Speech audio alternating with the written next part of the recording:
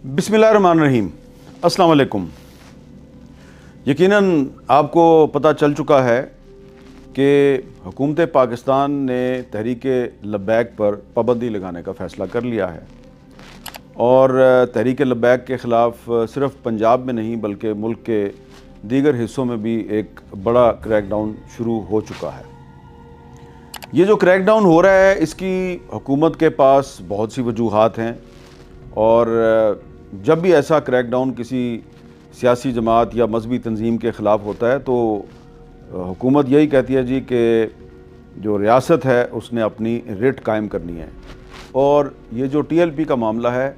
इसमें भी यही मौक़िफ़ है। अब रियासत जो है पहले भी बहुत सी मजहबी तंजीमों पर, फ़िरका वाराना तंजीमों पर,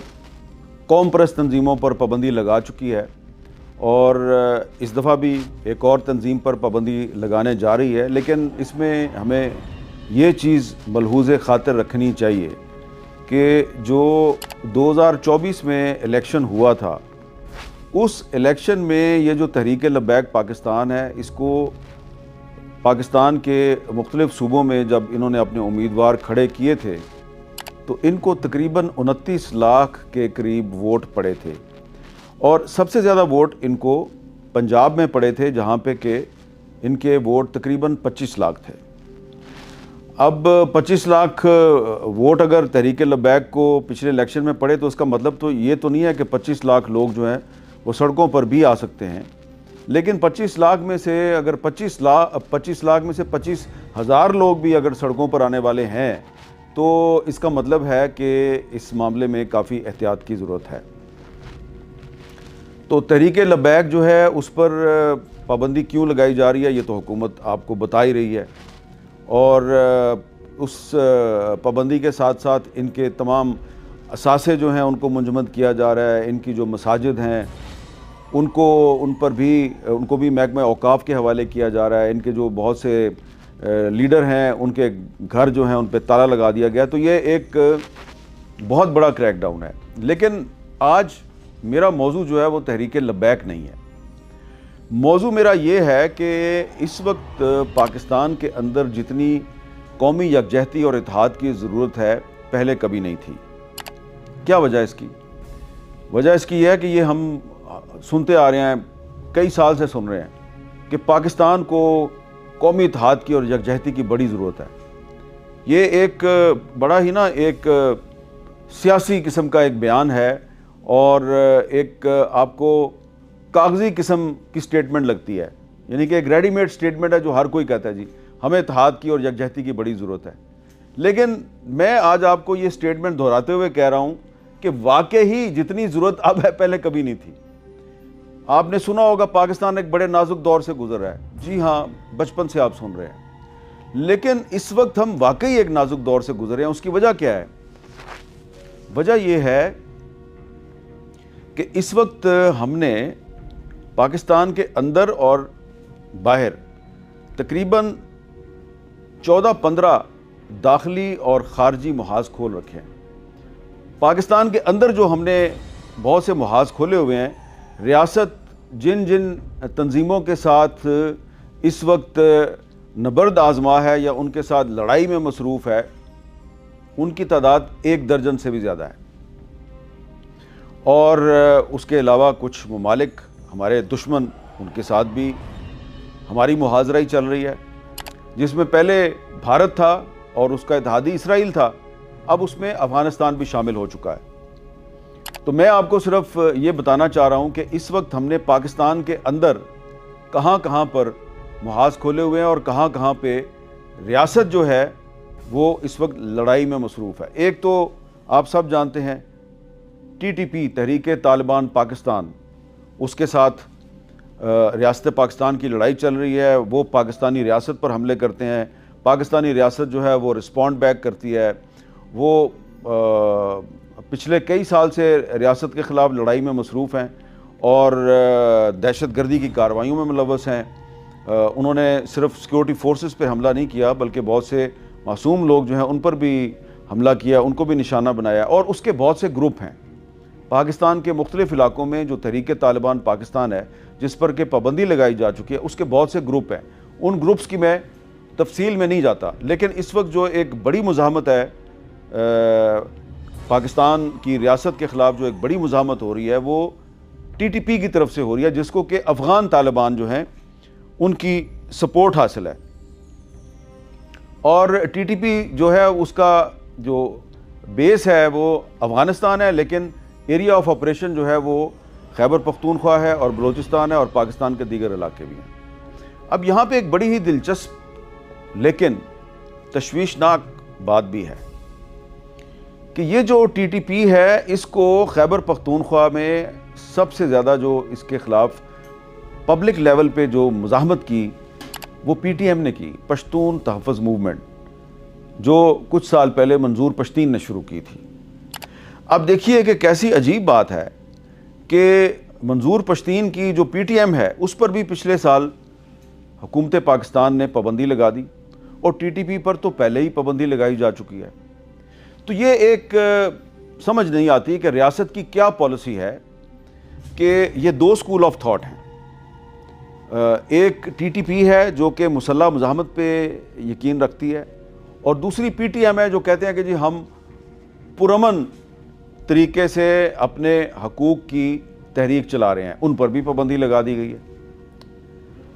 تو ایک تو آپ ٹی ٹی پی سے لڑ رہے ہیں، دوسرے آپ پی ٹی ایم سے بھی لڑ رہے ہیں. اور اس کے بعد اگر آپ آگے بلوچستان کی طرف جائیں تو وہاں پہ تو بہت سی تنظیمیں ہیں جن کے جو ریاست کے خلاف لڑ رہی ہیں، ریاست جو ہے ان کو ختم کرنے کی کوشش میں مصروف ہے. اس میں بی ایل ایف ہے، Balochistan Liberation Front, B L A ہے، بلوچستان لبریشن آرمی، اور اس میں بلوچستان لبریشن یونائٹڈ فرنٹ ہے، اور اس میں بلوچ ریپبلکن آرمی بھی ہے. اس میں ایک تنظیم ہے لشکر بلوچستان، اور بلوچ اسٹوڈنٹس آرگنائزیشن آزاد گروپ، بی ایس او آزاد گروپ، اس کو بھی ریاست نے بین کیا ہوا ہے، اور اس پر بھی پابندی ہے. اور اس کے لوگوں کے ساتھ، یعنی کہ یہ جو اسٹوڈنٹ ونگ ہے کچھ علیحدگی پسند تنظیموں کا، اس کے ساتھ بھی ریاست کی لڑائی چل رہی ہے. اور اس کے علاوہ یہاں پر بلوچستان میں بلوچ یکجہتی کمیٹی ہے، یعنی کہ مارنگ بلوچ جس کی کرتا دھرتا ہے، ان کے ساتھ بھی ریاست کی لڑائی ہے. بلوچ یکجہتی کمیٹی جو ہے وہ کہتی ہے جی کہ ہم اپنے حقوق کے لیے پرامن جدوجہد کر رہے ہیں، لیکن ان کے ساتھ بھی ریاست کی لڑائی چل رہی ہے. اس کے بعد آپ دیکھیں کہ آزاد کشمیر میں آپ آ جائیں تو یہاں پہ جموں کشمیر عوامی ایکشن کمیٹی، جموں کشمیر عوامی ایکشن کمیٹی، اس کے ساتھ بھی ریاست جو ہے وہ اس کی کافی کشیدگی رہی ہے. پھر مذاکرات ہوئے، مذاکرات میں سیز فائر ہو گیا، کچھ ان کی مان لی گئی باتیں، کچھ ریاست کی باتیں مان لی گئیں. لیکن ابھی بھی یہ جو جموں کشمیر عوامی ایکشن کمیٹی ہے، اس کے جو لیڈرز ہیں ان کا خیال ہے کہ شاید ریاست جو ہے وہ اپنے جو وعدے انہوں نے ہمارے ساتھ کیے ہیں اس کو پورا نہیں کرے گی. اور یہاں پر آزاد کشمیر میں اور بھی کچھ قوم پرست تنظیمیں ہیں، ان کے ساتھ بھی ریاست کے تعلقات ٹھیک نہیں ہے. ریاست سمجھتی ہے کہ جی ان کو بارڈر پار سے سپورٹ مل رہی ہے. اس کے ساتھ ہی جڑا ہوا علاقہ جو ہے وہ گلگت بلتستان ہے. گلگت بلتستان میں بھی کچھ تنظیمیں جو ہیں ان کے بارے میں ریاست کا دعویٰ ہے کہ وہ پاکستان کے مفاد کے خلاف کام کر رہی ہیں. جیسے کہ اس میں ایک تنظیم ہے جی بلاورستان نیشنل فرنٹ، تو اس پر بھی ریاست نے پابندی لگائی ہوئی ہے اور اس کے ساتھ بھی آپ کی لڑائی چل رہی ہے. پھر آپ سندھ میں چلے جائیں تو وہاں پہ کراچی میں جو M Q M Altaf Hussain group ہے، وہ اس کے ساتھ ریاست جو ہے وہ اس کے تعلقات ٹھیک نہیں. ریاست اس کو ملک دشمن سمجھتی ہے. الطاف حسین صاحب پاکستان نہیں آتے، میڈیا پر پابندی ہے، وہ ان کی شکل نہیں دکھا سکتا، ان کے بیانات نہیں دکھا سکتا. پھر اسی طرح کراچی میں ایک پیپلز امن کمیٹی ہے لیاری کے علاقے میں، اس پر بھی پابندی ہے. آپ تھوڑا سا کراچی سے باہر نکلیں، آگے کی طرف جائیں تو سندھ کے شہروں میں ایک تنظیم ہے جی اے سندھ متحدہ محاذ، اس پر بھی پابندی ہے. اور اس کے جو پاکستان سے باہر جو لیڈر بیٹھے ہوئے ہیں وہ بھی کہتے ہیں جی کہ ہم بھی پاکستان کی جو ریاست ہے اس کے خلاف لڑائی میں مصروف ہیں. تو یہ بہت سے لوگ ہیں جو بلوچستان اور جن کا تعلق بلوچستان سے ہے اور جن کا تعلق سندھ سے ہے وہ پاکستان سے باہر بیٹھے ہوئے ہیں اور پاکستان سے باہر بیٹھ کے وہ پاکستان کے خلاف مزاحمت کر رہے ہیں۔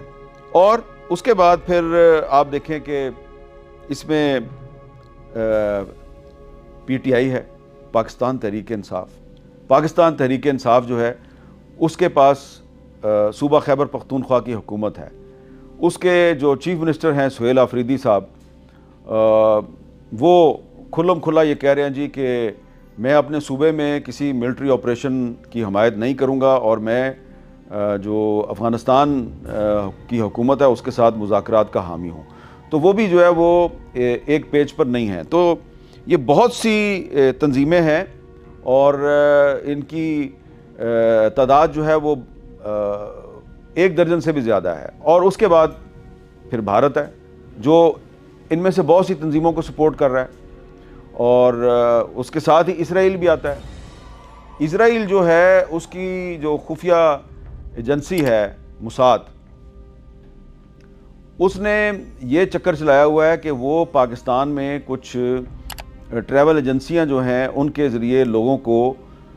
بیرون ملک ملازمت کا جھانسا دے کے وہ لے جاتے ہیں۔ ان کو یہ نہیں بتاتے کہ آپ اسرائیل کے لیے کام کریں گے، ان کو کہتے ہیں جی کہ ہم آپ کو بیرون ملک میں نوکری دیں گے، اور پھر ان کو وہاں پہ وہ پاکستان سے باہر لے جا کے گلف کنٹریز میں وہاں پہ جا کے ان کی برین واشنگ کرتے ہیں اور پھر وہ ان کو پاکستان کے خلاف استعمال کرتے ہیں۔ ان میں سے کچھ ایسے بھی ہیں جن کو اسرائیل لے جایا گیا، پھر وہ وہاں سے واپس آئے اور ان کا پتہ چل گیا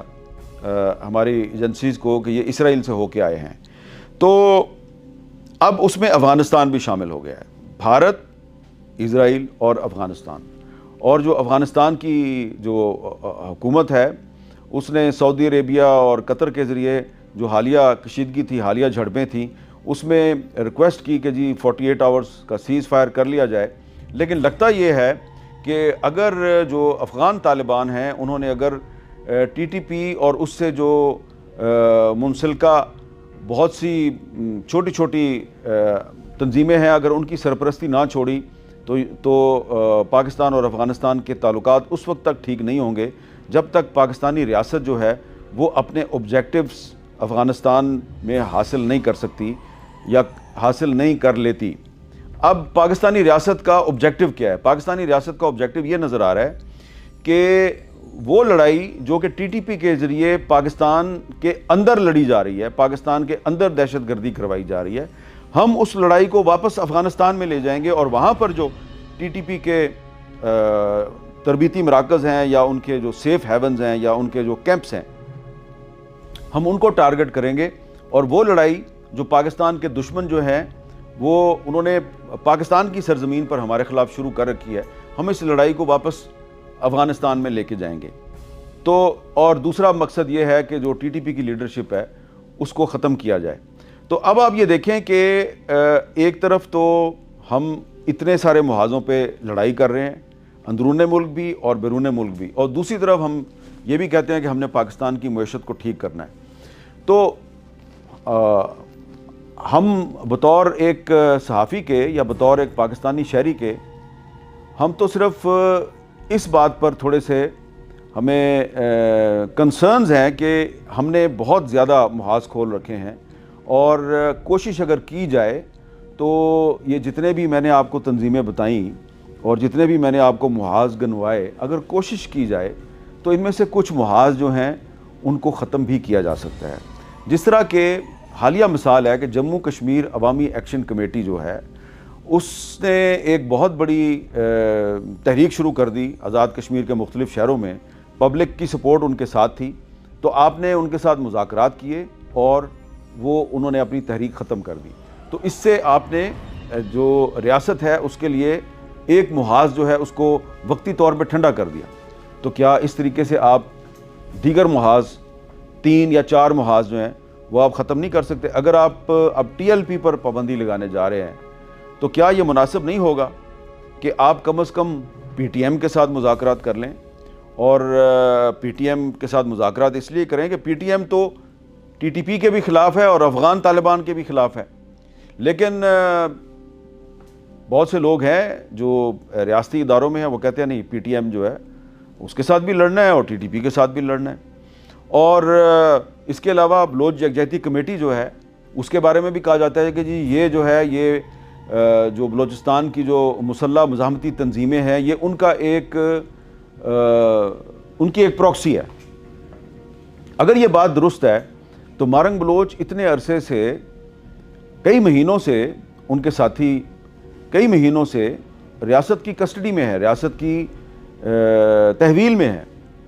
تو اس دوران آپ کو چاہیے تھا کہ اگر واقعی ان کا تعلق جو ہے وہ اینٹی پاکستان فورسز سے ہے یا مسلح تنظیموں سے ہے تو ثبوت کسی عدالت میں پیش کر کے آپ ان کو وہاں سے سزا دلوائیں، لیکن ابھی تک ایسا نہیں ہو سکا۔ تو میں یہ کیوں کہہ رہا ہوں کہ یہ جو اندرون ملک ہم نے بہت سے محاذ کھولے ہوئے ہیں ان کو کم کرنے کی ضرورت ہے، اس لیے کہ لگ یہ رہا ہے کہ آنے والے دنوں میں پاکستانی ریاست کے لیے چیلنجز کچھ بڑھنے والے ہیں، کیونکہ خود بہت سے جو حکومت کے لوگ ہیں وہ یہ کہتے ہیں جی کہ ہندوستان جو ہے اس نے منصوبہ بنا رکھا ہے پاکستان پر حملے کا،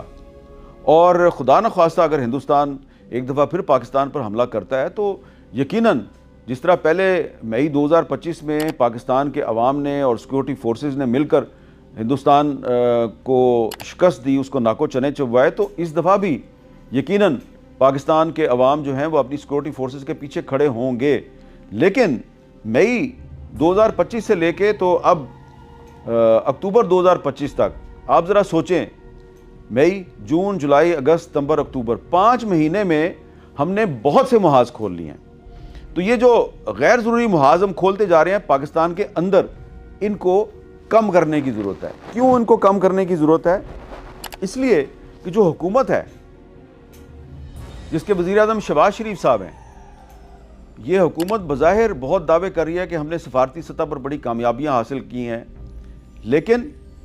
حقیقت یہ ہے کہ پاکستان کے اندر یہ جو حکومت ہے مسلم لیگ نون کی حکومت، یہ دراصل پاکستان پیپلز پارٹی کی سپورٹ کے ساتھ کھڑی ہے، قومی اسمبلی میں بھی اور سینٹ میں بھی۔ ہاں، پنجاب میں ان کے پاس اپنی میجورٹی ہے، تو لیکن پیپلز پارٹی اور مسلم لیگ نون کے درمیان تعلقات ٹھیک نہیں ہیں۔ بظاہر آصف زرداری صاحب اور شہباز شریف صاحب کی بھی ملاقاتیں ہو رہی ہیں، شہباز شریف صاحب کی اور بلاول صاحب کی بھی ملاقاتیں ہو رہی ہیں۔ آنے والے دنوں میں ہو سکتا ہے کہ مسلم لیگ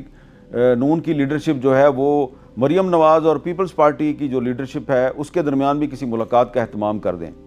لیکن جو گراؤنڈ ریالٹی ہے وہ یہ ہے کہ ان دونوں جماعتوں کے درمیان تعلقات جو ہیں وہ ٹھیک ہوتے ہوئے نظر نہیں آ رہے، اس لیے کہ مریم نواز شریف صاحبہ جو ہیں انہوں نے اب پیپلز پارٹی پر اینٹی پنجاب پالیٹکس کرنے کا الزام لگا دیا ہے، انہوں نے پنجاب کارڈ کھیل دیا ہے۔ تو یہ انہوں نے ایک ایسا کارڈ کھیلا ہے جس کے بعد جو کشیدگی ہے ان دونوں جماعتوں میں، اس کا فوری طور پہ کم ہونا ہمیں مشکل نظر آتا ہے۔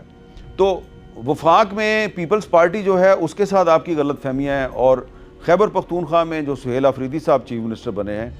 ان کے ساتھ بھی وفاقی حکومت کے تعلقات ٹھیک نہیں ہیں، بلکہ یہ کہنا زیادہ مناسب ہوگا کہ انہوں نے چیف منسٹر بننے کے بعد وفاق کے ساتھ تعلقات بہتر کرنے کے لیے کوئی کوشش نہیں کی۔ وہ پبلکلی کہہ رہے ہیں جناب کہ میں تو عمران خان کا فالوور ہوں، اور یہ بھی ایک حقیقت ہے کہ ان کا راستہ روکنے کی کوشش کی گئی، لیکن سوال یہ پیدا ہوتا ہے کہ جب ان پہ بہت سے کیسز بھی تھے اور ان کے خلاف کچھ مقدمات جو ہیں ان کی عدالتوں میں سماعت بھی ہو رہی ہے، اور گورنر خیبر پختونخوا نے کوشش بھی کی